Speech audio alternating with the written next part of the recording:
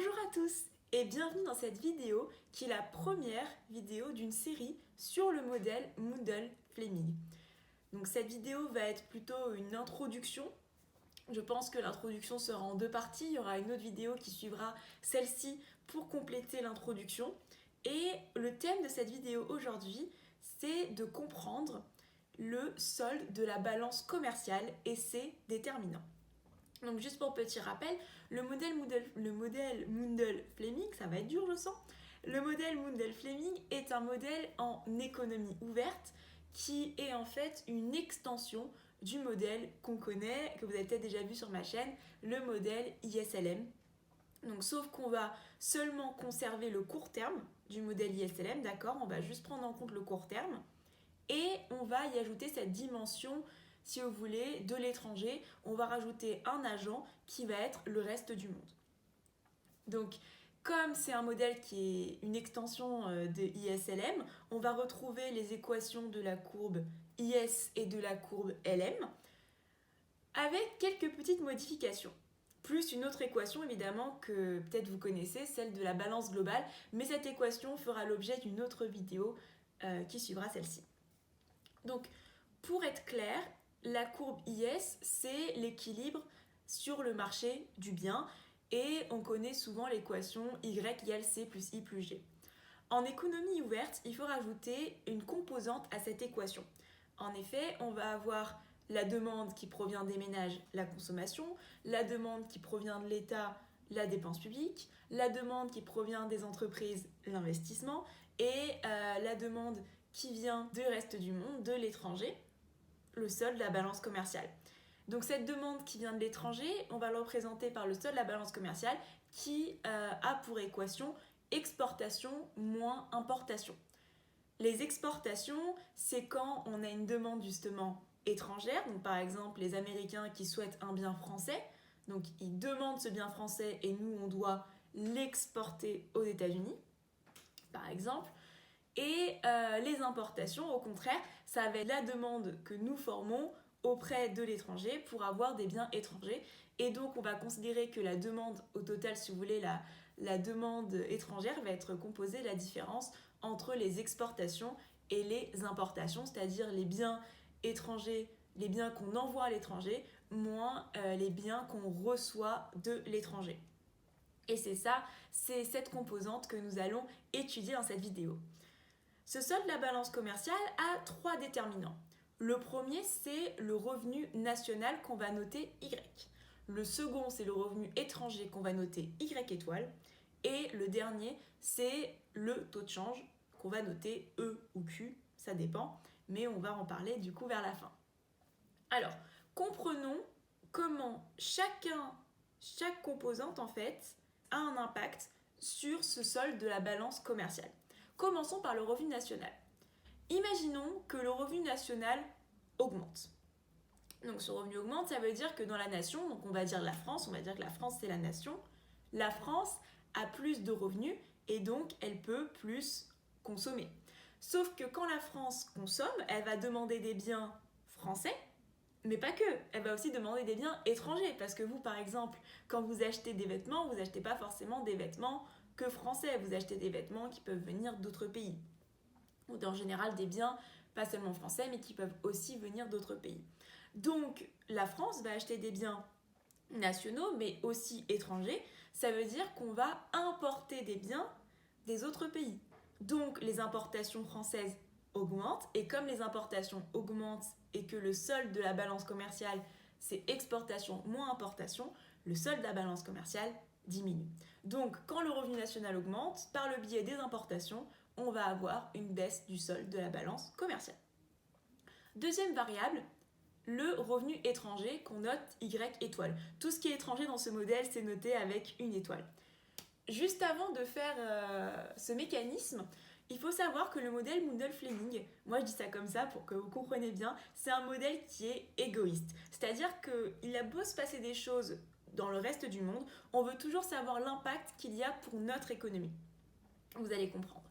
Quand le revenu étranger augmente, d'accord, donc les étrangers pareil, ils vont vouloir consommer plus, sauf que s'ils consomment plus, ils vont consommer des biens de leur pays, mais aussi des biens de notre pays, donc de leurs étrangers si vous voulez. Ils vont consommer leurs biens, mais aussi d'autres biens, des biens étrangers pour eux, et ce qui veut dire qu'il va y avoir une demande pour les biens français par exemple.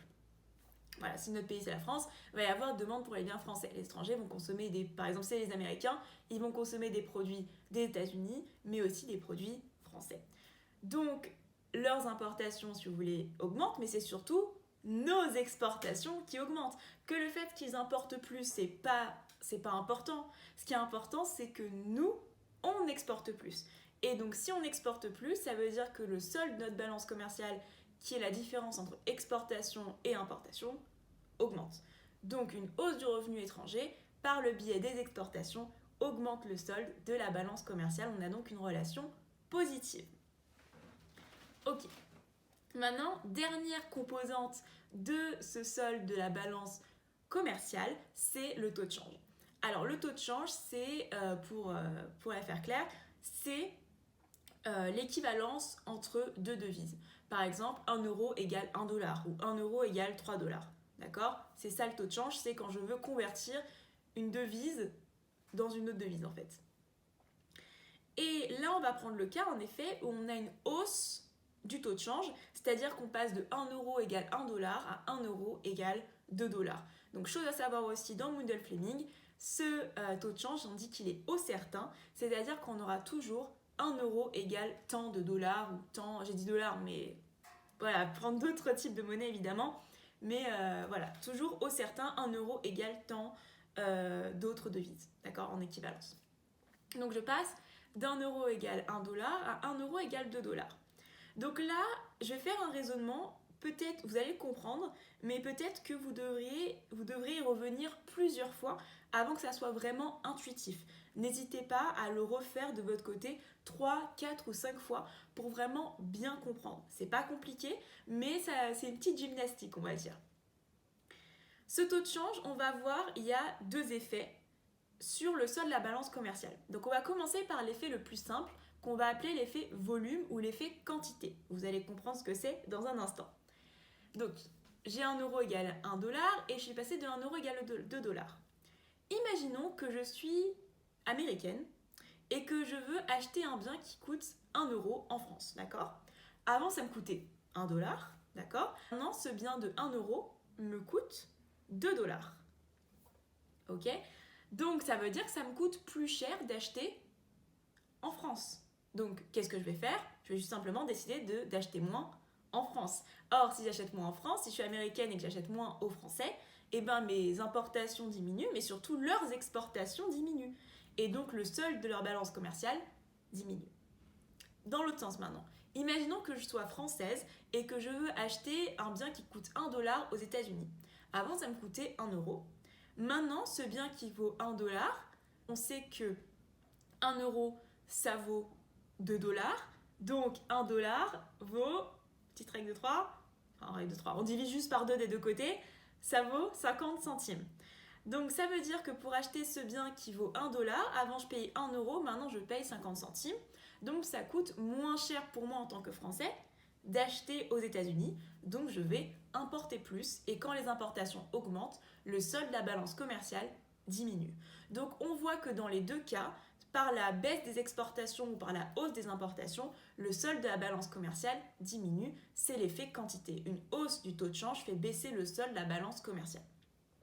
Donc comme je vous ai dit, n'hésitez pas à refaire cet exercice sur le taux de change pour bien comprendre. Maintenant, ce qu'on va voir, c'est non pas l'effet quantité, mais l'effet prix. Parce qu'on a dit, ok, le taux de change baisse, du coup, directement, les quantités changent. Sauf que parfois, quand on est vraiment à très court terme, c'est impossible de changer les quantités. C'est trop compliqué. Donc voilà maintenant ce qui va se passer quand on parle d'effet prix, c'est-à-dire que les quantités ne bougent pas. Donc pareil, je suis américaine, je veux acheter un bien qui coûte 1 euro. Avant, ça me coûtait 1 dollar et maintenant, ça me coûte 2 dollars. Et quand les quantités ne bougent pas, ça me coûte juste plus cher. Je paye les mêmes quantités, ça me coûte juste plus d'argent. Donc mes importations me coûtent plus d'argent et les exportations françaises leur rapportent plus d'argent. Donc en fait, ça fait virtuellement augmenter le solde de la balance commerciale parce que les exportations, même si la quantité n'a pas changé, elles rapportent plus d'argent. D'accord ? Ensuite, dans l'autre sens. Maintenant, imaginons que donc, je suis française et je veux acheter un bien qui coûte 1 dollar aux États-Unis. Avant, ça me coûtait 1 euro. Maintenant, ça me coûte 50 centimes. Sauf que, effet prix, ça veut dire que je ne touche pas mes quantités. Ça me coûte juste moins cher. Mes importations, le fait d'acheter aux États-Unis, me coûte juste moins cher. Et donc, ça fait baisser, si vous voulez, la valeur de mes importations. Et donc, un peu artificiellement, ça me fait baisser le solde de ma balance commerciale. Et donc, au contraire, quand on regarde l'effet prix, on a cette hausse de la valeur des exportations, cette baisse de la valeur des importations. Et donc, cette hausse du taux de change fait augmenter le solde de la balance commerciale. Donc, on a deux effets contradictoires de l'effet du taux de change sur le solde de la balance commerciale, un effet positif et un effet négatif. Comment on fait maintenant ? Eh bien, il y a une condition qui permet de trancher ça, s'appelle la condition Marshall-Lerner. La condition Marshall-Lerner dit que c'est l'effet quantité qui domine l'effet prix. Je ne vous en fais pas la démonstration, c'est essentiellement des élasticités, mais si vous voulez plus de détails là-dessus, n'hésitez pas à me le dire en commentaire. Mais vraiment, c'est que des calculs. Ce qu'il faut retenir, c'est que l'effet quantité domine, l'effet volume domine, d'accord ? Et donc, toute hausse du taux de change fait baisser le solde de la balance commerciale et inversement, toute baisse du taux de change fait augmenter le solde de la balance commerciale. On a une relation négative entre ces deux composantes, entre ces deux variables. Donc voilà, à retenir de cette vidéo, c'est que le solde de la balance commerciale dépend positivement du revenu étranger. La hausse du revenu étranger fait augmenter le solde de la balance commerciale par la hausse des exportations. Au contraire, la hausse du revenu national fait baisser le solde de la balance commerciale par la hausse des importations. Et le taux de change, on l'a vu en dernier, est lié négativement au solde de la balance commerciale. Ça, c'est dit grâce à la condition Marshall-Lerner. Donc ça, c'est vraiment à retenir. Donc voilà, merci beaucoup pour votre attention. J'espère que cette vidéo vous aura plu. N'hésitez pas à mettre un commentaire, à aimer cette vidéo et surtout à vous abonner. Merci encore pour votre écoute. Au revoir.